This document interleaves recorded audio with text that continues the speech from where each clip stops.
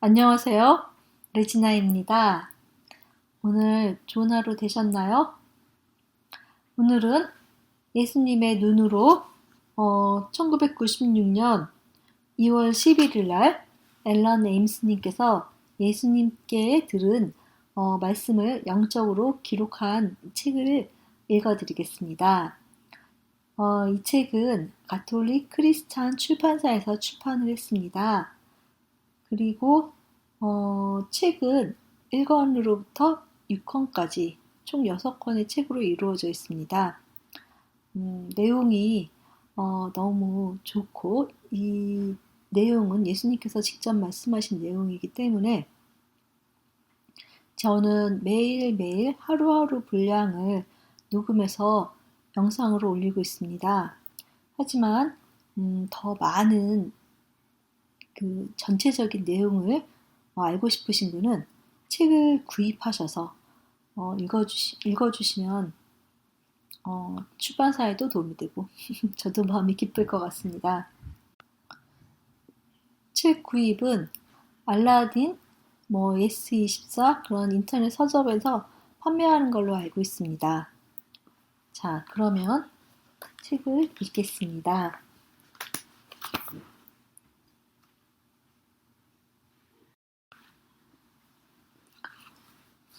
곁에서 걷고 있던 바르톨로메오가 이상하다는 듯이 물었다. 선생님, 만약 하느님의 왕국이 모든 사람을 위한 것이라면 어찌하여 유다 민족만이 하느님의 뜻을 이루도록 선택되었습니까?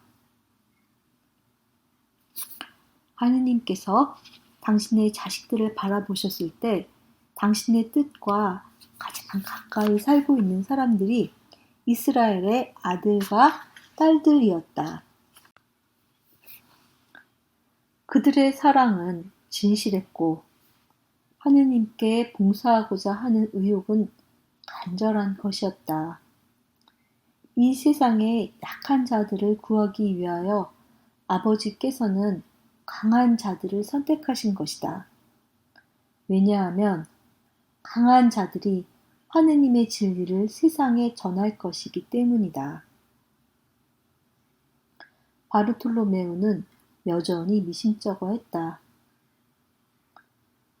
그러면 왜 바리사이파와 사두가이파 그리고 유다 사제와 대부분의 이스라엘 민족은 자기들만이 선택된 하느님의 참된 아들이라고 믿고 있는 것입니까? 그 사람들은 천국이 그들만을 위한 것이고 이방인들은 하느님의 자식이 될 수 없기 때문에 천국에도 들어갈 수 없다고 믿고 있지 않습니까? 내가 말한 것은 사실이다. 그들은 천국이란 오직 유다인만을 위한 것이고 다른 사람은 갈 수 없는 곳이라고 믿고 있다. 그들은 아버지께서 당신 사랑으로 모든 사람을 창조하셨다는 것을 알지 못하고 모든 사람들이 돌아오기를 원하신다는 것도 알지 못하고 있다. 마치 온갖 선물과 보물을 쌓아놓은 부잣집 아이들처럼 그들은 아무런 걱정 없이 즐거운 생활을 하면서 불쌍한 사람이나 배고픈 사람, 병자나 도움이 필요한 사람들을 돌보려고 하지 않는다. 그런 사람들을 귀찮은 존재로 여길 뿐만 아니라 무시해버리거나 모욕적으로 대해주어도 괜찮다고 생각하기 때문에 그런 사람들을 아예 안 보려고 눈을 감아버린다. 자신은 부유하기 때문에 다른 사람들과는 다르다고 생각하고 자신을 아주 특별한 존재라고 생각한다. 특별한 존재가 아니라면 그토록 많은 것을 소유하게 되지 않았을 것이라고 생각하는 것이다. 그 많은 부귀를 갖게 된 것은 다른 사람들을 도와주고 구해주라는 아버지의 뜻이라는 것을 그들은 모르고 있다.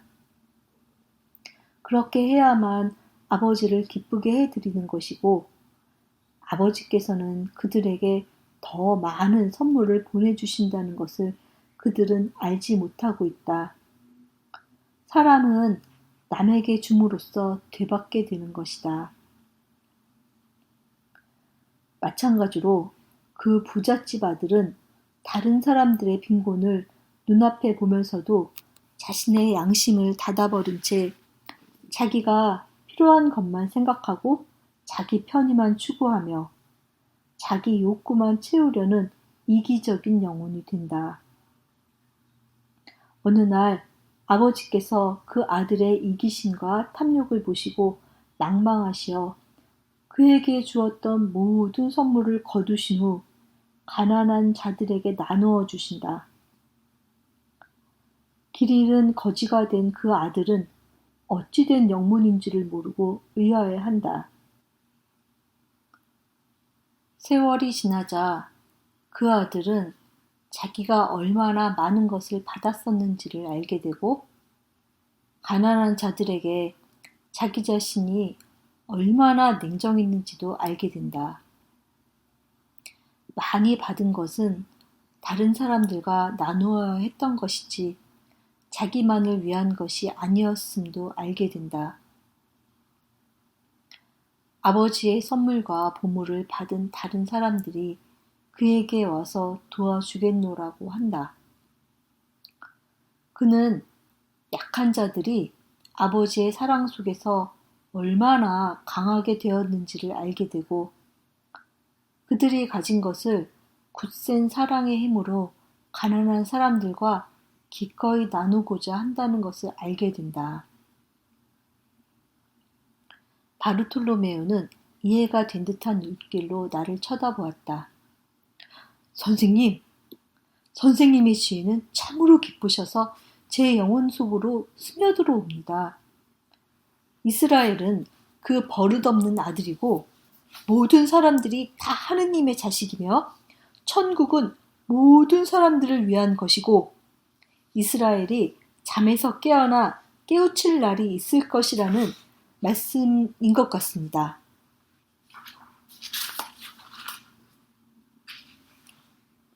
우리는 한동안 잠자코 걷기만 했다. 잠시 후 바르톨로메오는 내가 말한 내용에 대해 동료들과 토론을 하기 위해 앞으로 뛰어갔다. 먼 곳에 호수가 보였다. 호수 위에는 어부들이 그물을 치고 있었다. 호수에 가까이 갈수록 제자들의 눈빛에서 그들이 무척이나 고기를 낳고 싶어하는 것을 읽을 수 있었다. 고기잡이로 살던 사람들이라서 고기를 다시 한번 잡아보고 싶은 마음이 간절했던 것이다.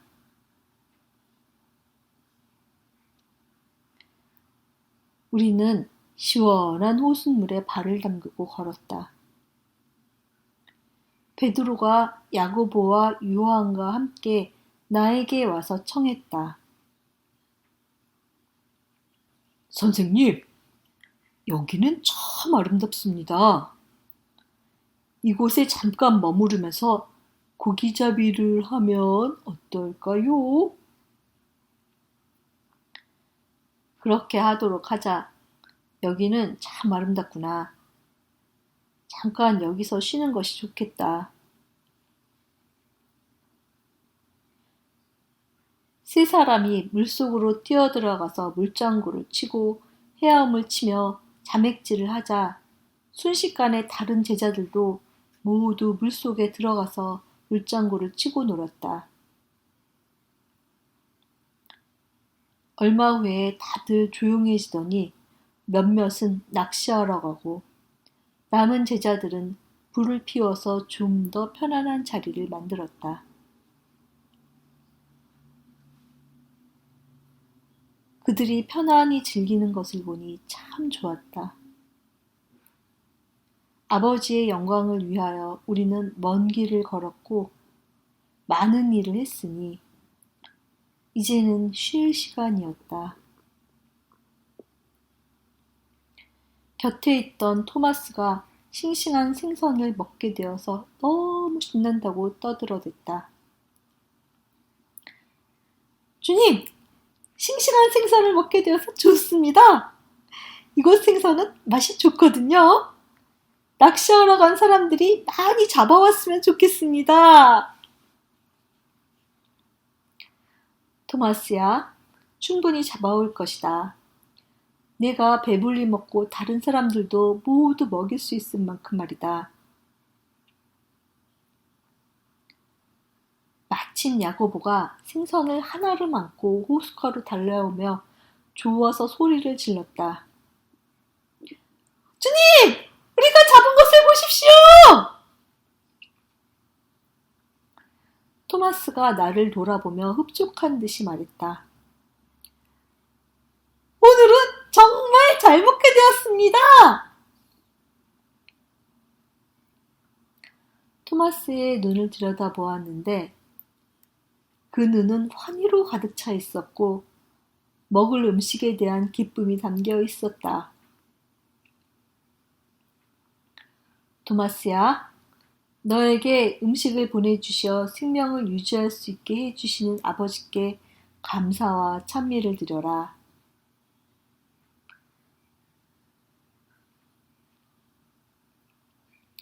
제자들이 모여 앉았고 나는 아버지의 너그러우심에 감사하며 생선에 강복하였다.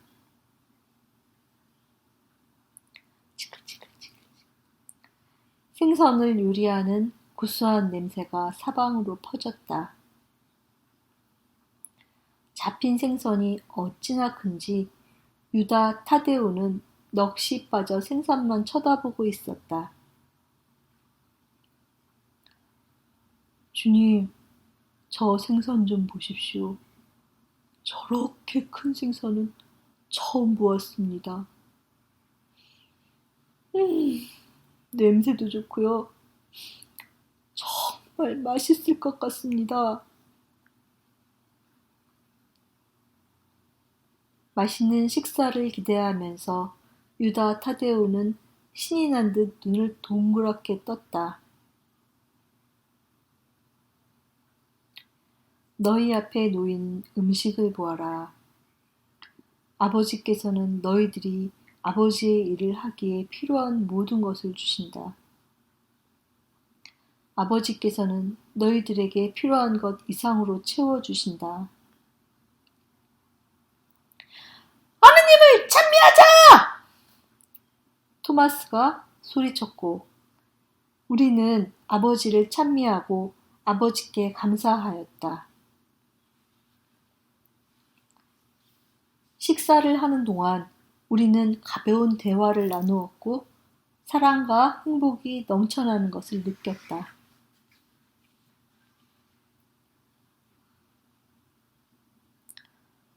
뱃속에 가득 찬 음식이 어느 정도 내려가자 나는 제자들에게 한 가지 교훈을 가르쳤다.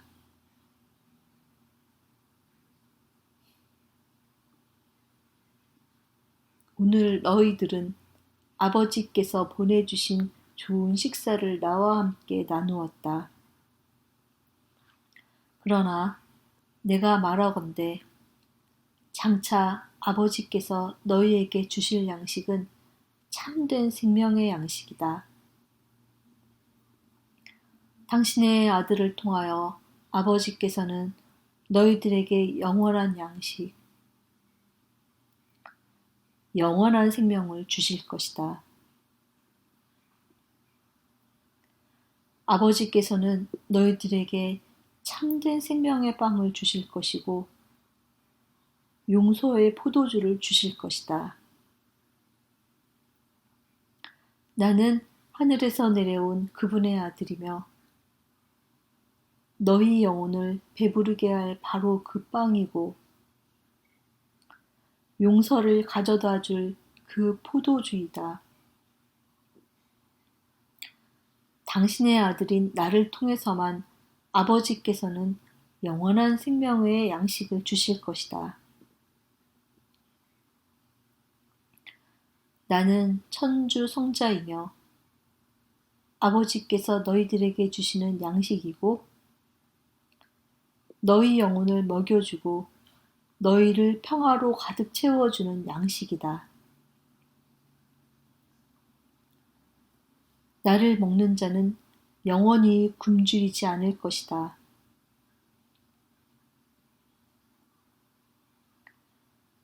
이해가 안 된다는 표정으로 어리둥절해하는 제자들에게 다시 설명을 했다.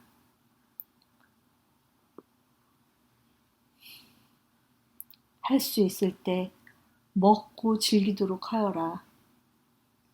그래서 어려운 때가 되었을 때 결코 굶주리지 않도록 하여라.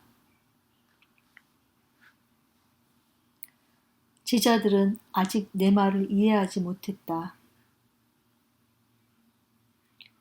언젠가 너희들은 내가 지금 한 말을 떠올리면서 내 말의 뜻을 이해하게 될 것이고 다른 사람들에게 내 말을 전하게 될 것이다.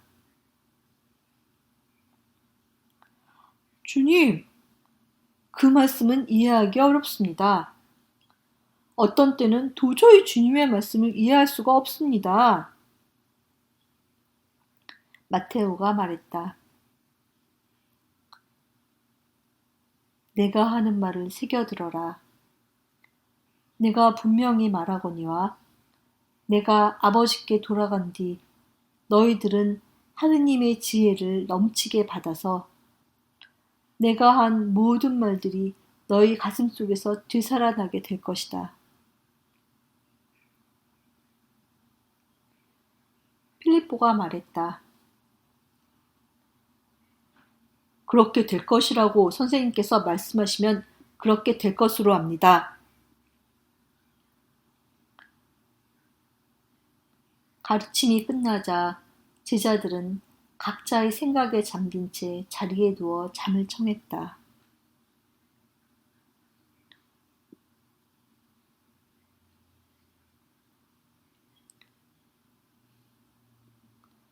오후 늦게 우리는 멀지 않은 곳에 있는 이웃 마을의 시장에 가기로 했다. 우리가 시장에 도착했을 때 소란스러운 다툼이 벌어지고 있었다. 두 남자가 한 늙은 여자를 중간에 놓고 소리를 지르고 있었다. 이 여자는 도둑이요! 돈도 지불하지 않고 내 물건을 훔쳤단 말이오! 한 남자가 소리를 지르자 다른 남자도 같이 소리를 치면서 거들었다.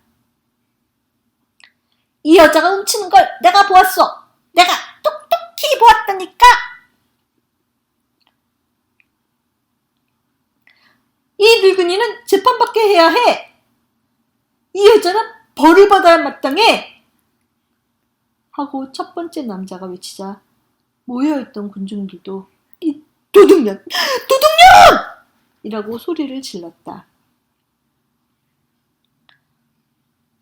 그 불쌍한 늙은 여자는 몹시 야위고 약해 보였는데 공포에 질려 주위를 둘러보며 애원했다.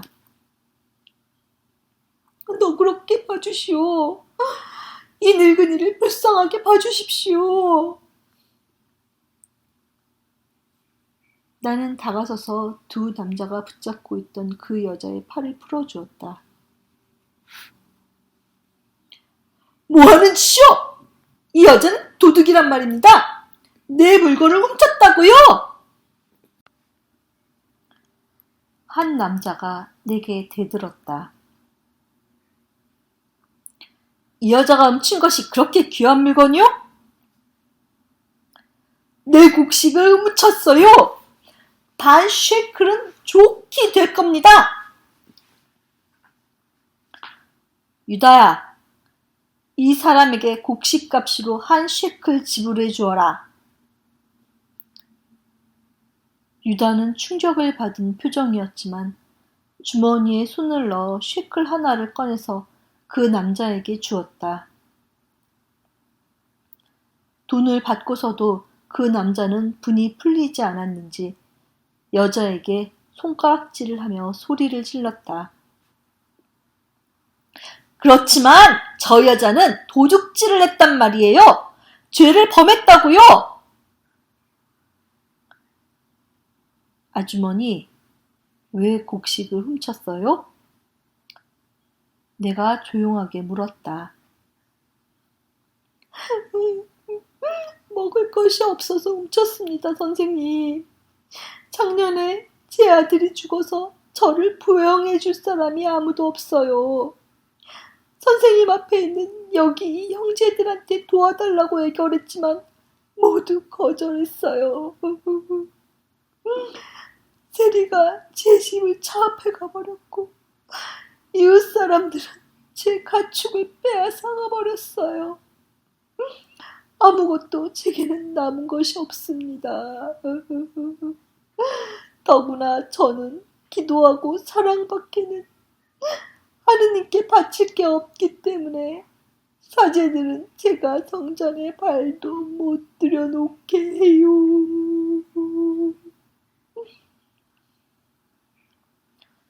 그 여인은 내 발치에 엎드려 울면서 말했다.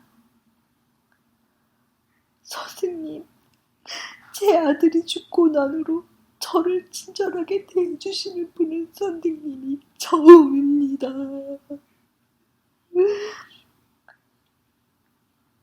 여인의 말을 듣고 창피했던지 눈을 내리뜬 채 침묵을 지키고 있는 사람들을 둘러보며 나는 이렇게 말했다. 오늘 여기서 분명한 사실을 말합니다. 여러분 중에 어느 누구 한 사람도 우리 조상 아브라함이 명하신 대로 살지 않았습니다. 여기 어느 누구도 하느님께서 모세에게 주신 계명을 지키며 살지 않았습니다.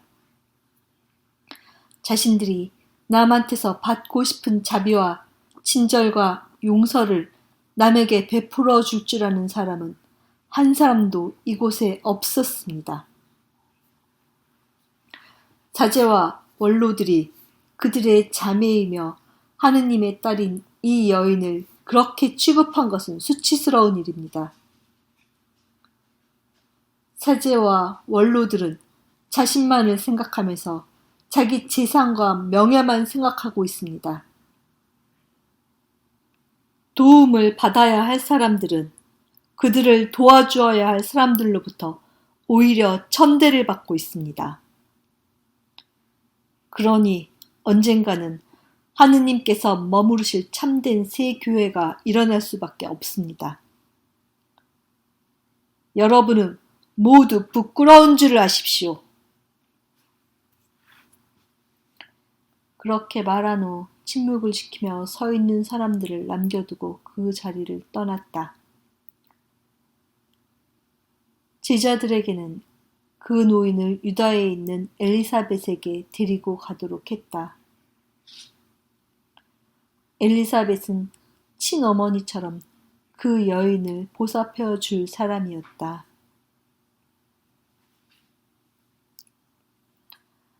오늘은 여기까지 읽겠습니다.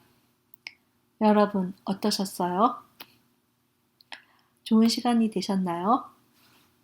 오늘도 주님과 함께 주님의 은총 안에 좋은 시간 되시기를 기도드립니다. 그리고 여러분 사랑합니다. 축복합니다.